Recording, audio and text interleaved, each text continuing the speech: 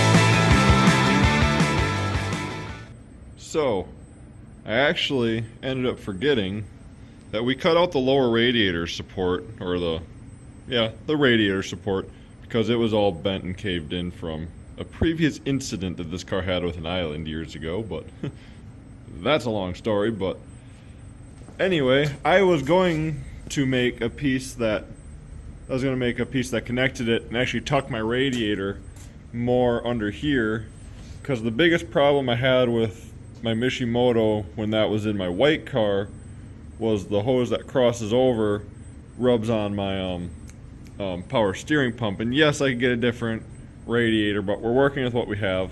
So, and plus it's still a good radiator, so we're gonna work with what we got.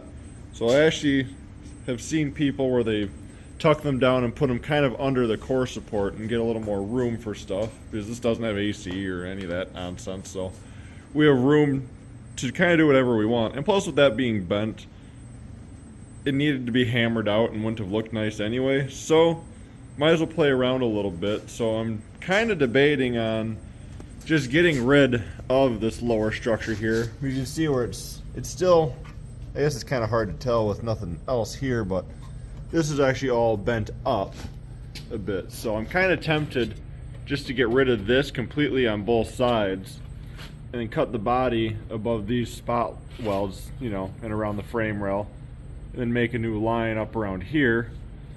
Make some plates that bolt onto here, add a third hole, bolt a plate onto here, and then play with some tube and make my own lower radiator support, which is kind of the idea that's going to happen anyway. Even if I keep this, either way there's going to be a tube in here that I make into my radiator support. But why not go a little farther with it, because we're here. Get rid of the ends of this completely because it's going to look goofy. Even it up, get rid of the bottoms. And like I said, make some plates that go on here and build a radiator support off of there. Kind of what I'm leaning towards. Gonna be interesting, but see what happens out of it. Might start cutting that up, so no turning back, as they say.